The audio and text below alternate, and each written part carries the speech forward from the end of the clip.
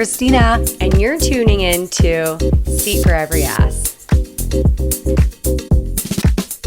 Hi, Christina. Hi, Barrett. Wait, first of all, Okay. I'm going to talk about our props today. So, one is we're talking about COVID times and the craziness that was. And if anyone went through COVID like we went through COVID, one thing helped them get through it, and that was a White Claw. And we're not sponsored right now by White Claw, even though we should be. And then We haven't actually drank them since. No, because now we're high noons or wine.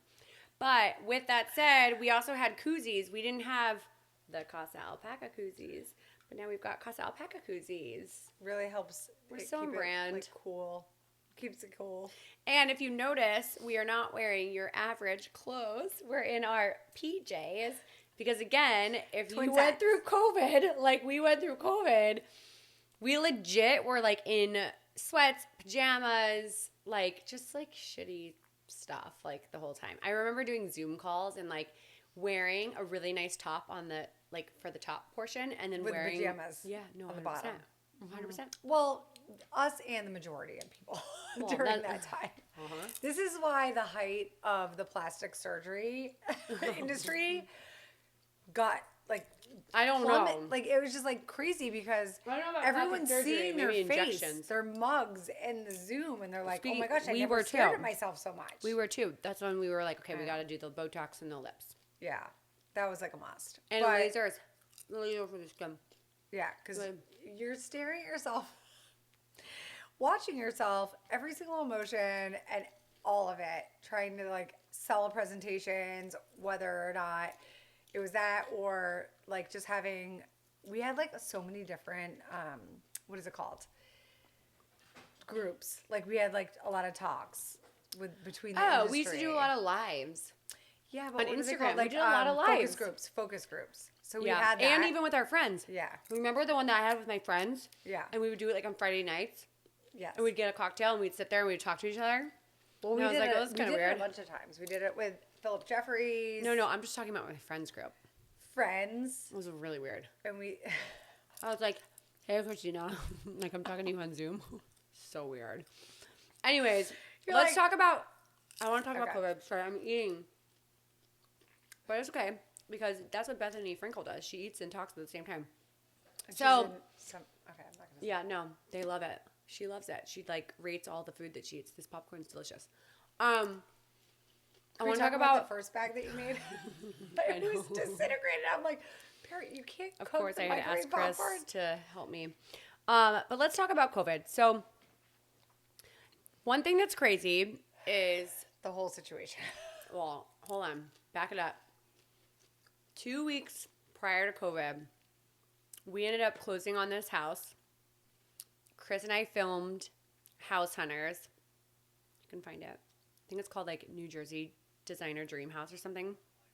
Anyways, we filmed that, and while filming, COVID hit. And they were like, you guys, this is the last day of filming. And thank God it was our last day, but they're like, this is the last day of filming. All production of HGTV was shut down.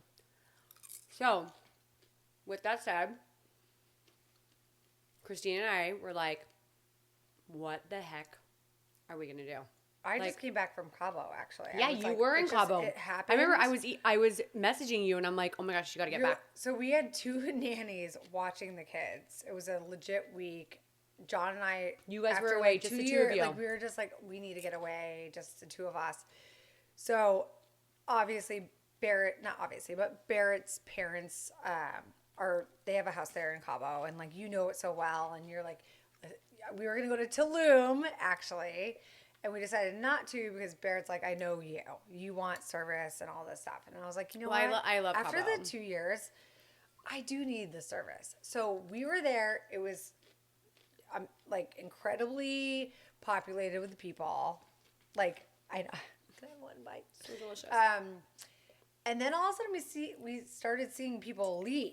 Because everyone like knew. They knew what was going on. What was happening.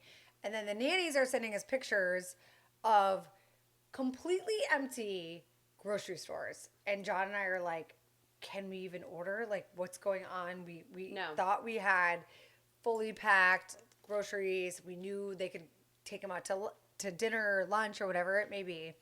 And the nannies are going like crazy. They're like, they also said they felt sick. I'm like, okay, right. You didn't leave the house. So No, but you guys were coming back. we were coming were back buying on this the house. 20th. Yeah, we were buying the house. Yeah. It was crazy, crazy times. COVID hit. And at that point, everyone was like at lockdown. Like it really you didn't even know the status of your business, your life. You didn't know anything. Like you literally were just, so scary. it felt like a movie, right? It was like, am I going to wake up tomorrow? Am I going to be alive? Am I going to be dead? Like, I don't know what's going on. Like, I remember feeling that a bit of like, I didn't panic, but there was a bit of like, I was panicking inside because we just bought this house. We also still were living in our house in Philly. You were traveling back. We had no idea like what the next steps were. So let's just go forward a few steps. We are trying to navigate our new normal, which was all of our jobs were on hold. We had a team. And at that point, I think we had like at least 4 to 6 team members. Yeah, we had 5. And obviously Christina and I. So we had clients, we had ongoing projects, but everything was at a halt, obviously, because no one knew what was going on. But because of that, we're like, we can't. This is my cue. I mean, it's delicious. We're like, we can't lay off our team because we actually have ongoing projects. But I also was like scared shitless because my husband, Chris, was in the party rental business, and the party rental business was, it went to the toilet. Like, it was flushed down the toilet. 1. Yeah, it was flushed down the toilet. Like, we knew there were not going to be events going on. House stuff, we didn't know yet. Like, we were still trying to figure it out. It was just, like, on pause. But, like, when it came to crowds being together, I mean, who knew if that was ever going to happen again? Like, at that point, I mean, honestly, I was like, oh, his industry's done. Like, his industry's done. Mind you, we have 2 huge mortgages. So you and I got together and we're like, okay, we have these projects that we still have got going on. What are we going to do? Because Christine and I are the visionaries, but like we can't do all the technical stuff or the ordering, like the money. So we decided to put part-time with a few of the employees and then pay full-time to the 2 important employees. Senior that, like, designer and our admin. The admin. Like we needed to keep them on for the longevity of our business. But with that said, I think for Christina and I, like, we made this huge sacrifice. And for me personally, like, it was a really big sacrifice because my husband, who was an entrepreneur and self-employed, his business truly went down the drain. There was no cash flow. No. And we had these 2 mortgages and we're not talking light. So those were like really stressful times. And oddly enough, we bought this house and, you know, the tragedy happened with the alpacas where during this lockdown, 3 of them were attacked and 2 were killed, and it forced us to move into the barn. But the beauty, I look at this as like a beauty, because the beauty of it was that it forced us to move into the barn. You guys, I literally lived in the barn for over 5 months. You have to show that video. Oh my God. It's the best. The tour. I gave a tour of our barn, of like our living quarters. No lie. I shared a blow-up mattress with my husband, Chris, our 2 kids, our 3 dogs. In this little room, we had a half bath and we had a kitchen, which was just a microwave, a sink, a refrigerator, and freezer. Wait, where did you shower? Did you shower in the house? There was like 1. No. So in our house here, we had 7 bathrooms. We got rid of all of them but one. That's what I'm saying. We had to walk from the barn all the way over to the house and take a shower there and then walk back. I mean, it was like crazy times. And to say that we got through it, and we did. We got through it, and I feel like the fact that Chris and I like still love each other and like everything's great, like that's really is like a great testament like to like our partnership. But with all of that happening is what then brought you over to this area. So Christina was during COVID, once we got through the craziness of like lockdown and like what are we going to do and is our business on hold? No, it wasn't on hold.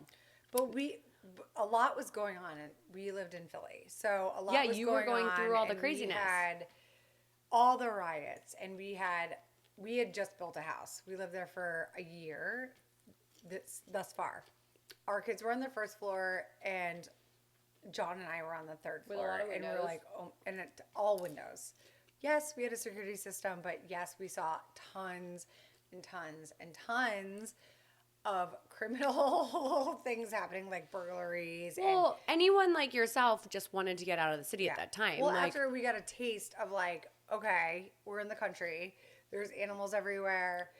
Chris, of course, he just ended up putting like a tent up, and then we used to set have up like shop. picnics, and It was just like we made light out of everything, and that's like another reason why Barrett and I work so well together, because we will make light of everything. And well, yeah, during this time, you were still like during COVID, like the real COVID, not like the later part of COVID, but like the lockdown Like, of COVID. the scary part of COVID. Yeah, when business started to like continue up again, you were still in Philly. You were working out of the warehouse. I was here because I was not leaving the animals because of the situation. So I set up shop here. I worked and with we Chris. yeah, but you and I were like Zooming with each other Yeah. constantly. Like Yeah. we were literally Zooming with each other. And then that's when like Zooms really started taking place. And I'll never forget, like I was Zooming and I had like goats jumping on me. I had kids on top of me. We had vendors that used to come out here and they would show. Our Carolyn too. She came. It was crazy. Yeah, and that was like, it was fun, but in the back of our minds, we were so scared, shitless. Yeah, but I that, think like, I really have to say, like, with hard times, we it excel. teaches you We to excel. be really strong and also find what is important to you. And, like, at the end of the day, again, why we're, like, in our twin sets, like, all the glitz and the glam to us is, like, really just such a small portion of, like, what's important to us. And, like, I think the farm really kind of brought out a new element of like importance and these animals that were around us, and like it made us so happy. Like we were working, we're drinking White Claws, our kids are running around literally in the mud. We have videos and pictures We of don't the even kids drink White butt Claws. naked I know. in the mud. We call them Lord of the Flies. They still Because they are were- Lord of the I know, Flies. it's so cute. But that's like what the beauty of being here was, and then that's ultimately what brought you to moving here and me acting as your real estate agent, helping you find a house. I was like, I don't know. I just built a house. No, it took you loved 2.5 years. Oh my! Well, it was a tough. You loved It was it. a tough decision, Barrett, because we just built this house. I know, and but- like we were like, But we had you a also 5-year saw- we had a 5-year plan. You also saw how much I loved Land. building this house, like renovating yeah, this yeah. house, and you were like, got the itch. But you were stagnant when we were like, okay, fine, let's Mm-hmm. see if we could sell our house, without like having. Well, any, yeah, like, mind you, we bought the house. We were going into you construction, guys and you then still had to COVID figure it hit. out. Yeah. So we ended up not going into construction like till 6 months later, and the house was gutted. That's what I'm saying. Yeah. So here I am with We Barrett were in intense. the tents at 20-degree weather, and I'm like, It was not that cold, it was so cold at night. but it was so fun. It was so fun. And then that, like, I definitely got the itch, and I'm like, did. okay, let's see. So I only saw, I think, like 4 places. I don't even think you saw 4 places. I think maybe even just 3. Was it 3? Yeah, I think it was just that 3. one house I was like so sick, and I'm like, Yeah, but that was no, I like would way too need much work. Too much I need work. $10 million to make this like my house. So anyway, the house next door was on. It was listed for 4.5 years, and no one wanted to buy it. Not like and I know not like why. not like mine. That was 'Cause listed the- for 10 years. all the money that it costs. Yeah, to, like, but it was cheaper than doing a new build. oh yeah. So that's another. I was gonna say thing. that's the beauty of renovation. Not all the time, but a lot of the time, it's going to be a lot Arby's, more for sure. cost effective than a new build. But while we were going through all this, we ended up moving our office to Main Street in Morristown, which we were so excited because obviously, as you guys know from episode 2. We were in a dungeon with no Dungeon. bathrooms Don't and wait. no windows. And now all of a sudden we're moving to this little white picket fence, like beautiful. That's exactly how you describe it. It was like a white picket fence. because with, it's like the this beautiful gray- neighborhood. Like Yeah. you have all these kids running around and like everyone seems so happy and it's all families and it's almost like too good to be true. And then we had this great office that we renovated and that's where we brought our team in. And that was like the start of us moving to New Jersey. But with all of that going on, you know, there was a ton of stress in the beginning and there was a lot of like what ifs, and you and I took a huge step back, like not paying ourselves for a really long time and paying our team. And I think that's, you know, where a lot of our growth, a lot of our strength comes from. And then thankfully, the interior design business went on the opposite spectrum of any other business in terms of COVID. Like, we all of a sudden started being contacted by a bunch of different celebrities. People we all know why, right? Everyone's stuck in their house and they're like, oh my gosh, I can't sit in this kitchen. I haven't been in here more than like 30 minutes. And home offices, family rooms, like all of it. Like, they want to refresh. Really... And I think for clients, well, they couldn't go on the vacation. Like no, that was or even out to dinner. You guys, hence why this room is actually here was because when we built or renovated this house, again, was during COVID, and we didn't know if we were going to be able to go to clubs again. And I was like, I need to have a lounge in my house. I'm not even joking.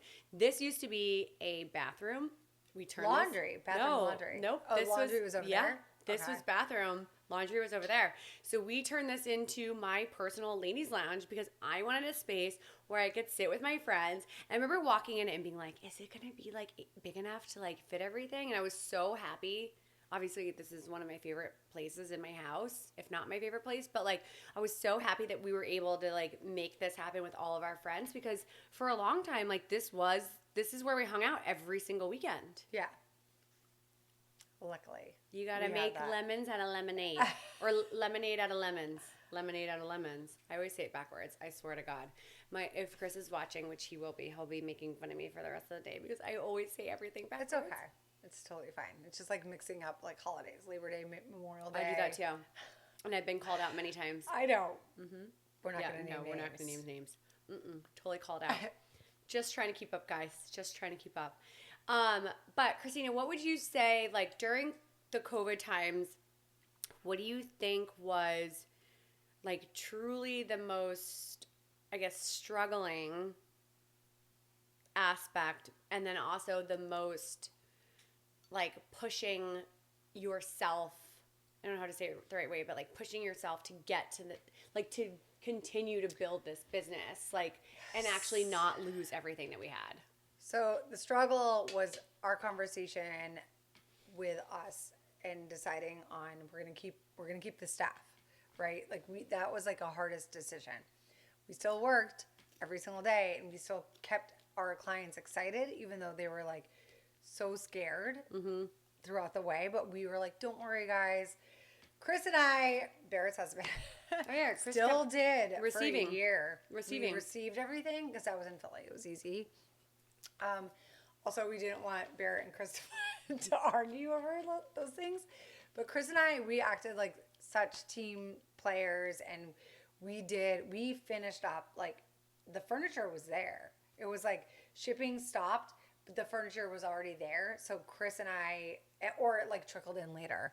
So Chris and I kind of just, we didn't have anyone to help us. It was just us. And like, he couldn't fully get mad at me. So I know, because I wasn't there. Measurements. I wouldn't leave the house. I was like too scared with everything going on with the animals. You really were. You're like, but that's just mama that's mode. Mama mode.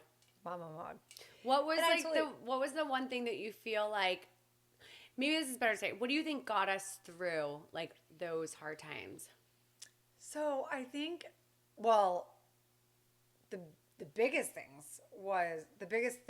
of getting us through was all the inquiries. Like we were like, wait a second, these people want to do something, and we got it because obviously we get the psychology of it. We took on every single job. We did. We're like, we will never do virtual design again. A nook. We did like a nook. We did a powder room. Like and I do have to say, I feel like our virtual design started to skyrocket at that time. Yeah, it definitely did. Because everything was virtual. Which is like, for us, I feel like it's like so fun. But like what really got us through is, once again, I'm going to say it. Like, I feel like we were scared, but we weren't like, oh my gosh, Barrett, like what are we going to do? We just kept going. I'm like, here's the deal.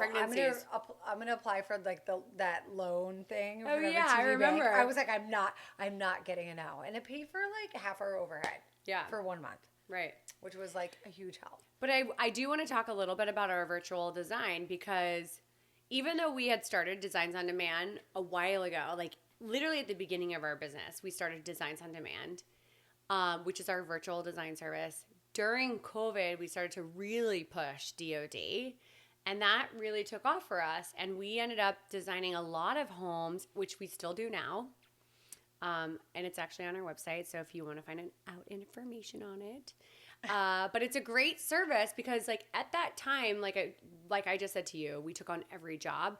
I think that kind of brought us back a little bit to, like, reality of, like, not that we were getting, like, snooty and saying, like, no to everything and, like, taking on certain jobs, but we did kind of have a minute of, like, wow, we're kind of back at the beginning again, and we're taking on small jobs because we got to pay bills. That's like, exactly I had what to, it like, is.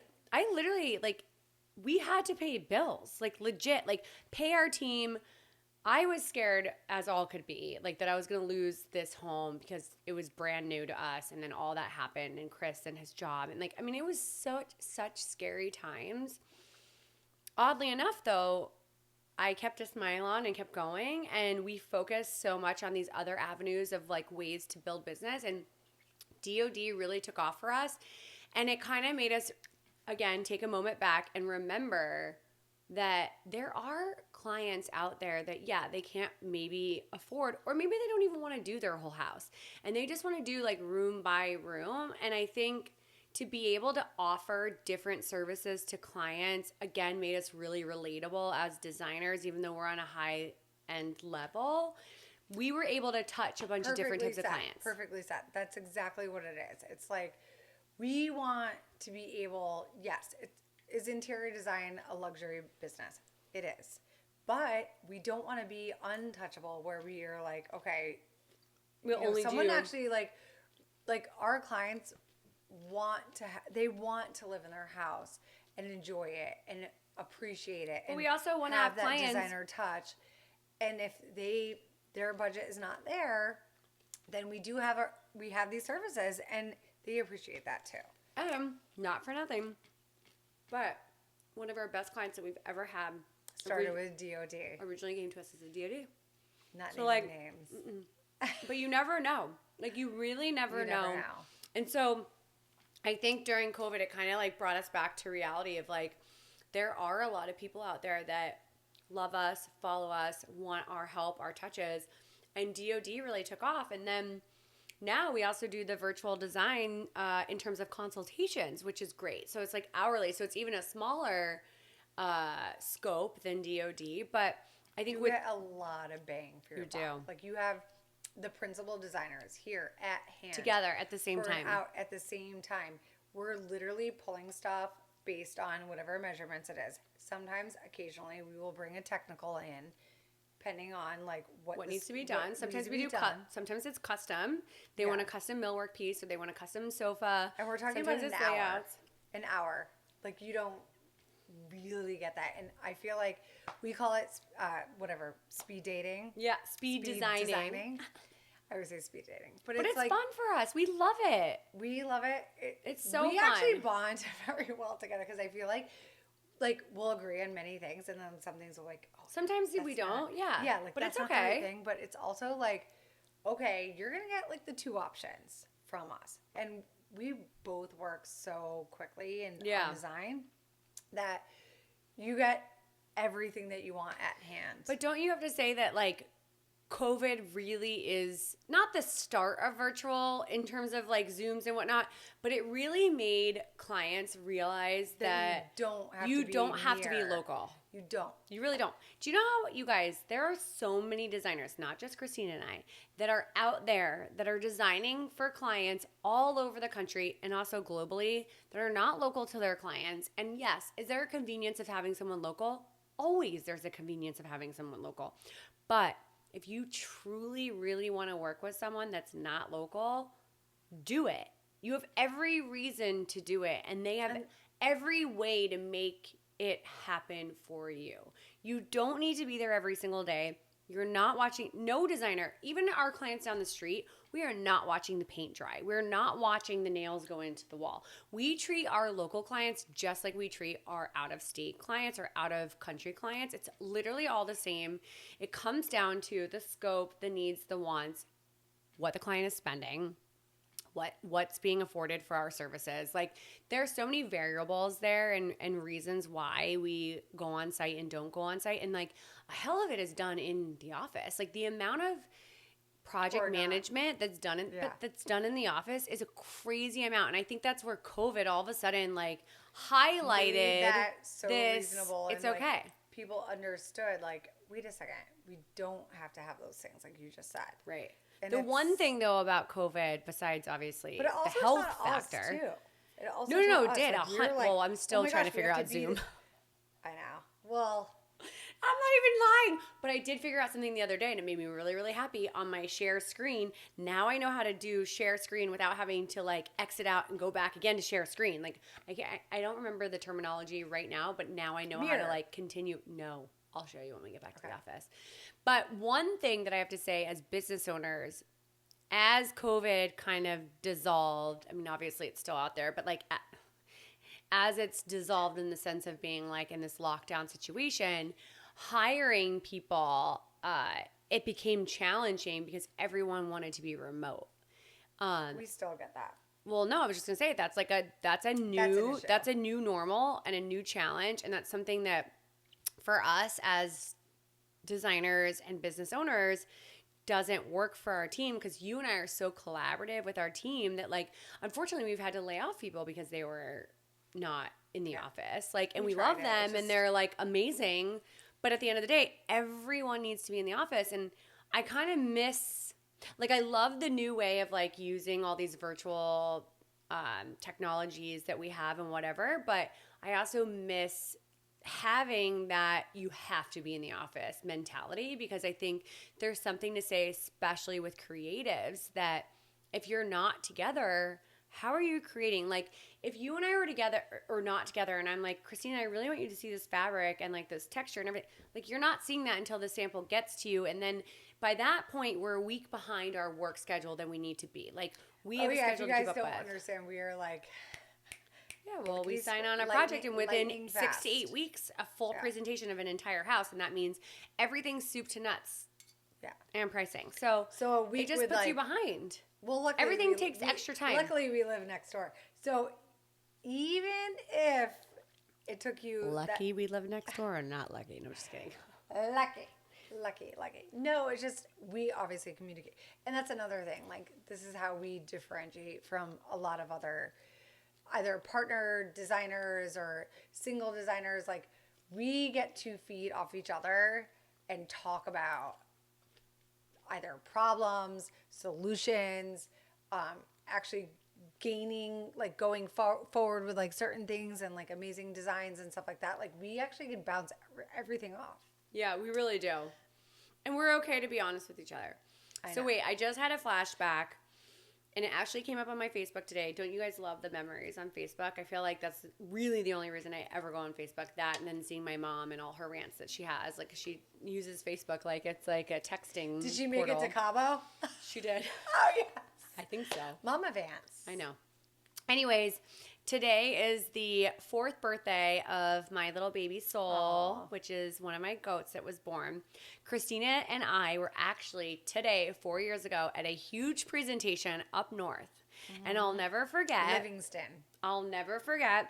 We get there, and our nanny at this time says to me, Penelope, which is the goat, I think she's going into labor. And I was like, no way. Like, I'm an hour and a half away from home. Like, but you actually called it. Goat like, labor. This is going to happen. No, I did. I said it's going to happen. And then we get there, and she's like, I think she's in labor. Goat labor is 20 minutes. So, like, once they go into labor, if they don't pump that baby out in 20 minutes, like, you're in trouble. And we know because we've been there. So, I'm, like, freaking out. We're in presentation. Again, this is during COVID. And mind you, getting to a hospital for an animal was no bueno. And they didn't take any new patients at all.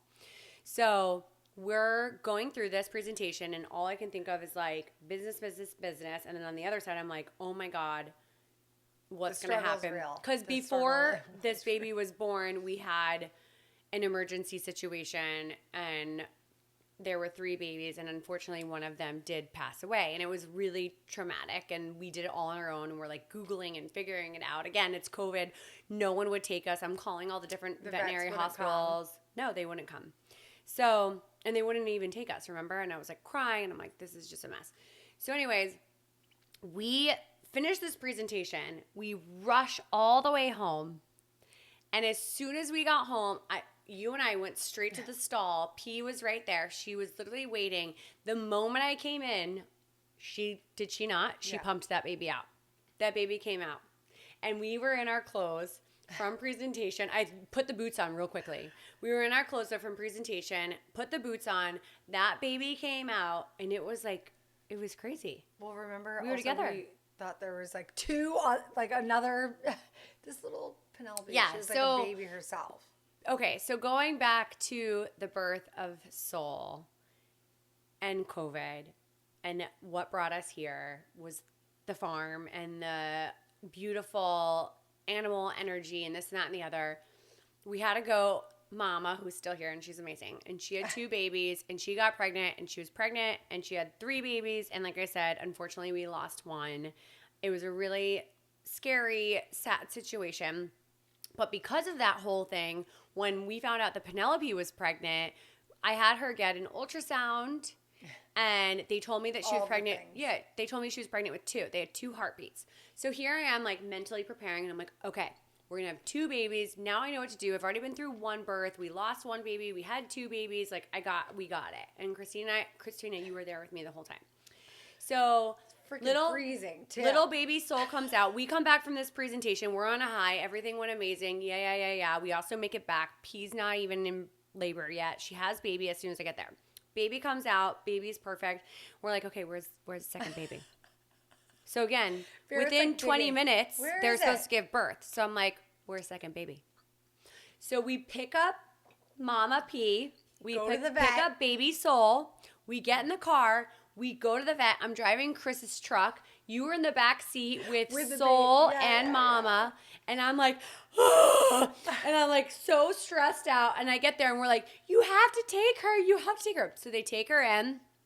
I get a phone. Who told you there was a second one? I'm like, you guys told me. They literally were like, oh, there's whoops. nothing. Sometimes you can have 1 heartbeat and you think it's 2. Meantime, we're like, I'm like, can I have my money back? You did say that. But also, like, we were like, so stressed out. The stress that it caused. Because we literally just came from traveling, a stressful presentation to like the birth of an animal. You guys, this was COVID. This was COVID. Like, COVID was so freaking stressful, and at the same time, it was so like homestead. Like, I feel like I was just like home as Susie Homemaker. Like, I had like a microwave and a freaking sink, and I was like the happiest person as can be. And my goats are over here, and I'm like milking them. Not really, but like try. I was like, wait, can we make cheese? But can we make goat's milk cheese? Like, why can't we? But that's what took us. This is a huge. But that's what took us here, and then from here it was like a whole nother level. Like, we literally got here to Morristown. We have an amazing office, which now we've moved and have an even better office. But these were the steps that we had to take in order to grow our business. And we had to go through this with the world and all the things. But capitalize on the virtual services that were there to have now our amazing services that we offer, designs on demand, and our virtual consultations. Like, not only are we full service, we're building homes, renovating homes, doing full furnishing projects, but we are able to touch a market of all different people. Seat for every ass. And this is why we call our podcast Seat for Every Ass, because there really is a seat for every ass. And like, as designers, you guys, no matter how big you get, I always say this, if I was Jennifer Lopez, I would still be the most humble, down-to-earth person. I would still be me. And I truly mean that, though. Like, no matter how big we continue to go, because this is just the touch of it. Like, we're just getting there. We're not even where we're going. We're just getting there. But with that said, we are touching a market of people. And like our one client who came to us for virtual, and now it's one of our best projects we've Yeah. ever had. Like, and we dealt with you- it, like literally the whole entire family upon family, bridging family. That is like what we actually thrive. Like Yeah. that's what we. So I think with COVID, like it taught us, instead of saying no, even though we have the ability to truly say no to projects. Well, something about that project also resonated with us. Like we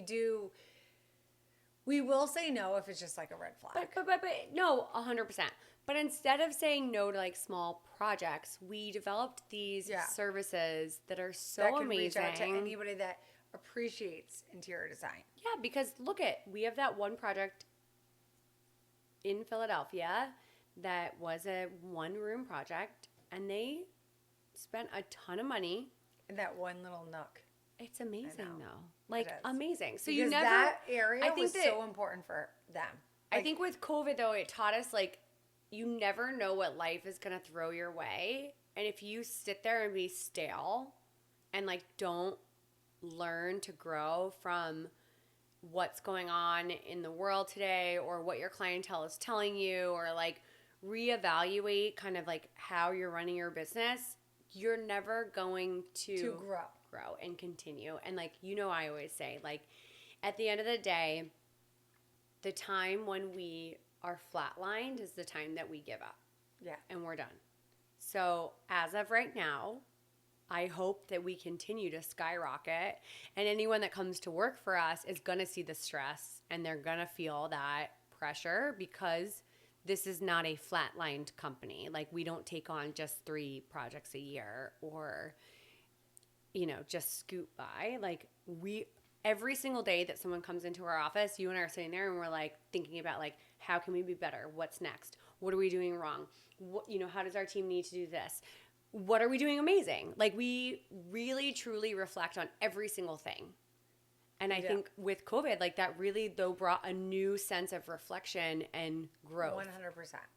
100%. So with all we had the a lot bad, of time to do that, but also we had a lot of time to realize what made us grow. Like, there was a lot of reflection, especially towards the end of everybody like opening up in COVID, and it was like, wait a second, this is like great for us. This is great for people that wouldn't normally look at interior design as that disposable income. Like, they're sitting. But also, in their Christina, don't you think like when you get scared and you're put in a position where you're a little bit scared, right? You think about it's a like fire under your ass. You think, there's a you fire think about under like, your ass. how do I get out?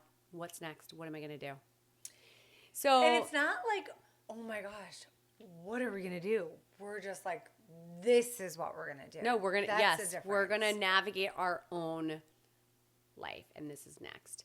And with that said, the next episode is gonna be about you and I as clients, because this really truly segues into the renovations of our houses. The renovation process, that when you're living in the house and or not. And I mean living. In the house. Living. And with little kids at the time.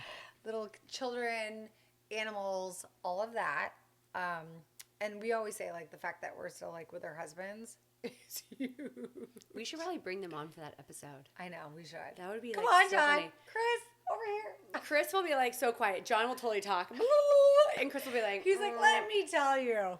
Let me tell you. no, about but I the think birds it's and the bees. yeah. I don't know about that. I heard a lot of that in Bahamas. No, but I think that it's so important to also reflect on our own selves as clients, because being your own client is so much different than having a client. So, But it's also, this is our tool that we could actually relate to our clients. I know. Well, we're gonna tell them all about it. Yeah. Just you wait. So stay tuned. Like, subscribe, follow, share. Feedback is amazing. Send us Comments. ideas for cocktails for the next podcast. Thank you all for watching and listening, and stay tuned. Thanks, guys. Love you.